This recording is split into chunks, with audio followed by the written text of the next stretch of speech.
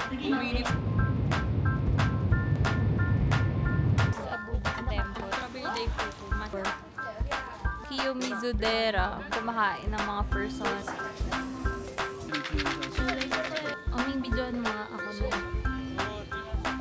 Yan, mas maganda pa yung view niyan sa harap. So, ganito yung loob. Wala na kayong makikitang iba pa dito. Sure yan.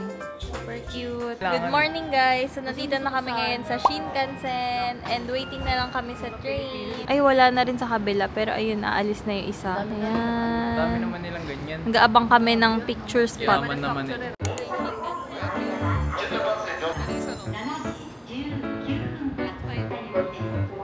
Minutes lang yung loading time.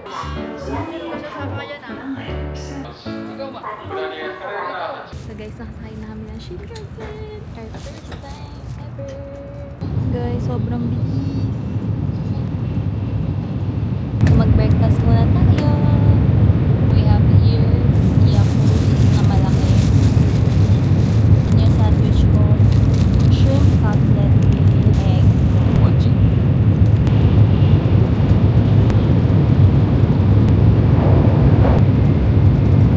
So, nandito na kami guys sa temple and dito to sa insert ko na lang yung pin location kasi pag dito nyo pinin, kitang-kita yung temple. Sa ibang ano kasi, sa ibang daan, hindi kita. Hindi talaga dapat flat, dapat malap. Ay, masik yung loob. Medyo mahirap lang yung bus guys kasi madaming tao. Pero pwede naman ng IC card. Yan, pati mga bata kasama nyo dun. Ito yung view. Yan. Laki siya in person and luma na yung mga ano, gilid-gilid niya. Ayan. Oh, nice. Andito yung ano, yung Starbucks na luma yung bahay pero Starbucks. Sa Buddhist temple. Papunta pa lang pala kaming Kiyomizudera. Very nice ang vibe talaga dito. Parang old town ang vibe. Parang nga siyang yung sa ano yung pinuntahan natin? Si ano? Palaro. Di, yung sa Taiwan. Pero ang version niya ay Japanese version. Ah, Diba? matagal tayo. Inulan tayo. Strawberry fufu, matcha flavor. Hindi ko na-picture. 500 yen. Picture mo na tayo. Arigato. Ang pinagkaiba na. Yung strawberry. Ayan ang Kiyomizudera. Si Idol ay nag-crave ng Kyoto matcha ice cream. May kasama ng Parang 300 pesos yan guys. Or less. Legit pala yun. ice cream, ano muna. O, kasi dito yung galing eh. Made in Japan yan eh. Ah, Yung Starbucks matcha. Basta matcha Japan. pwede na pala ako doon bumili. Mas mura pa dun. Kem. Bawal sa Japan yan. Gahanap pa kami ng drink. Nandito ako ngayon guys sa Gokago. Ayan yung mga matcha nila. And medyo mahaba yung pila pero baka maiksi na kasi ito. Ayan, 4 minutes ago lang sila nag-open. And ganyan nakadami yung tao. Nung dumaan kasi kami dito ng twice, sarado pa. Kaya gusto ko talaga siya tikman. Sayang din naman kasi nandito na, diba? Order natin ay extra rich matcha latte. 750 yen. Meron din silang iba pa. Extra rich matcha latte, iced recommended. Thank you. 750. Okay.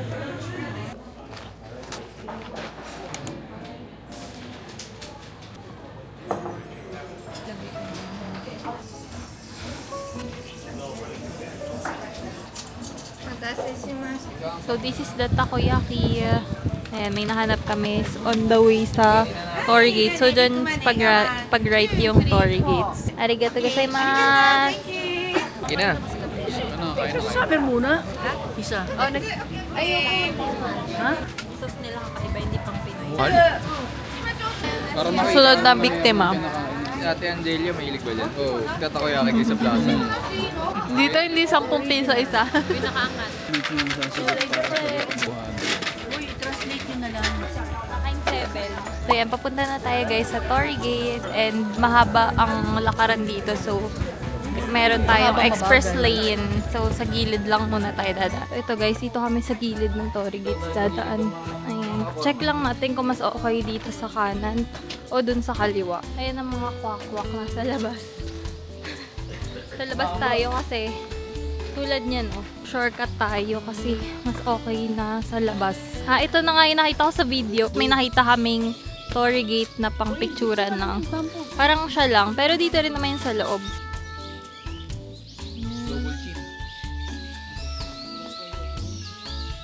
So, ito na ang Torii Gates na legit. Aming videoan mo nga ako na nagagamit. 富士です。お出口は右側です。止まります。The next stop is Fuji. Station number D09. Please exit on the right. Guys, currently nandito na kami sa train and papunta naman kami na Nara Park. Train lang kami, 2 trains and 1 bus later. So, hindi pa namin alam magkano to, pero insert ko na. So, let's see. Guys, nandito na kami ngayon sa may malapit sa Nara Station and papunta kami Dapat ngayon tawid ng tayo Nara Park. Meron din namang bus, pero di na kami nag-bus. Walk na lang kasi hanggang 7 PM pa naman kami dito. Open na open dito kaya super ginaw. Tumawid. And maganda dito magtingin-tingin guys kasi parang very chill. Ayaw, busog ya. Ano kinakain nila at? Go.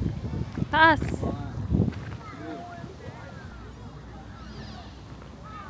Oh, pet man na. Uy, nalaglag. Uy, na-distract. Ganyan pa lang muni niya. Go.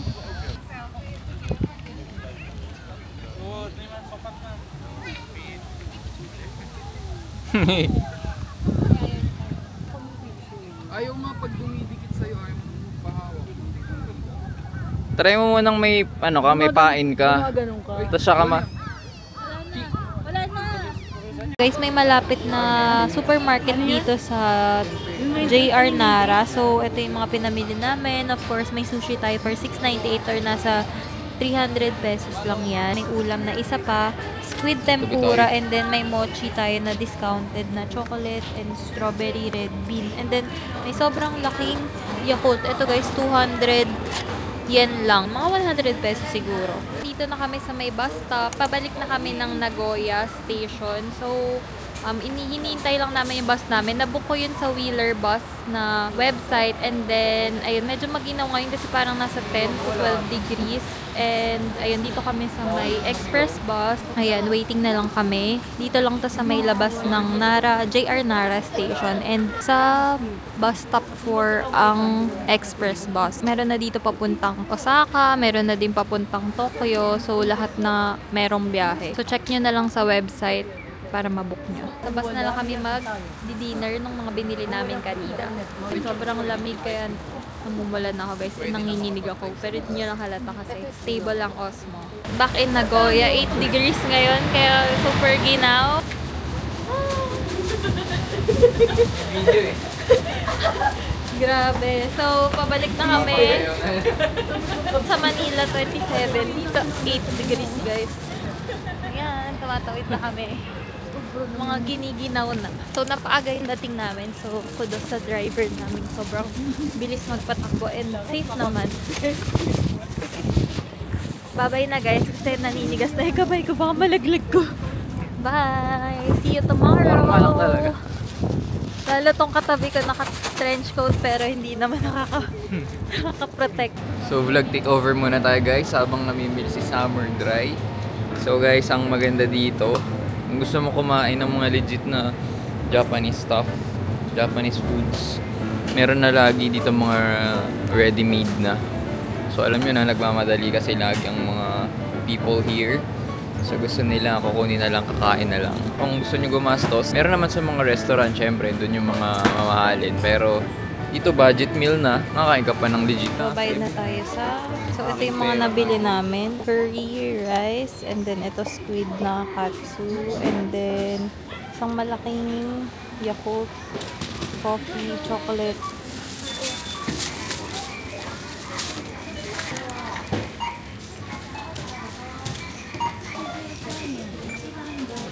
Arigatou gozaimasu. So, yan, kiklik nyo lang cash. And then, bayad na tayo.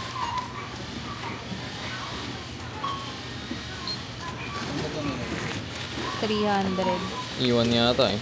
500. Ayan, super easy lang dito. Ayan, magma-microwave na tayo guys. Meron pang gumagamit. Pero meron sila ditong eating area. Ano yan? Ano nagkapalit?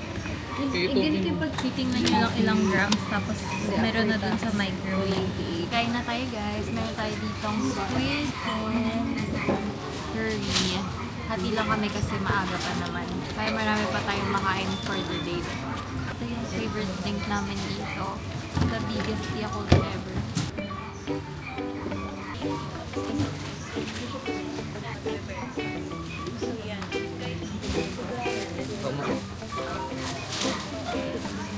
Como esta. Kuha ng Cory. Ay, mas maraming kape sa So guys, for our dinner, nandito kami sa Matsuya. So, isa to sa mga affordable dito na restaurant. So, dito lang kami nag-order. So, ang total namin ay nasa 1.4. So, dalawa na kami doon. And at least, matatry natin sa restaurant. Affordable naman. Yung aking set na yun, may sabaw na salad, gano'n. So, ito yung order ko, guys. This is beef set. So, meron na siyang rice, and then merong salad, and miso soup. So, let's eat. Wala pa yung kay Rancel. Yung order naman ni Rancel ay bibimbap. Haluin mo muna. Yan na. Oo, bibimbap yan. Tapos, ito yung akin.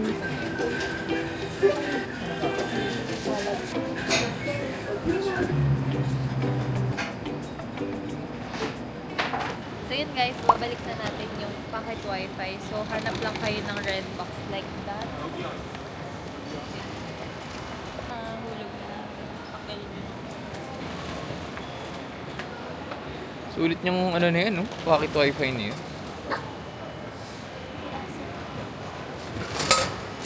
Success, let's go. So, paakit na kami. Vlog takeover muna kay Idol. So, ganito yung loob. Wala na kayong makikitang iba pa dito. Sa cockpit lang pala. Ito kasi. So, okay na din. So yan, dito meron ding simulator. And then yung may bayad. Pero ito, meron kayong pwedeng upuan for photo op. Pwede na ko po, humiga pa. Gusto niya yan yung gusto niyang gawin sa eroplano pero di magawa. Kaya pwede kayo dito magpanggap na nasa loob kayo ng plane. BTS to, behind the scene. Tapos dito naman, meron ding mga palaruan ng mga bata. Ayan, playground. So, hindi kayo mabobore talaga dito sa airport nila. And ito yung full view nung Boeing. O, diba? Ang laki. Grabe. Yan, mas maganda pa yung view niyan sa harap. Tapos, meron ding fake na bintana made by Kawasaki. So, ito, meron ditong AI chair. Ihahatid ka sa boarding gate. Ayan. So, ganyang kahaba yung yung lalakarin. Nasa likod ang leader. Naka-wheelchair.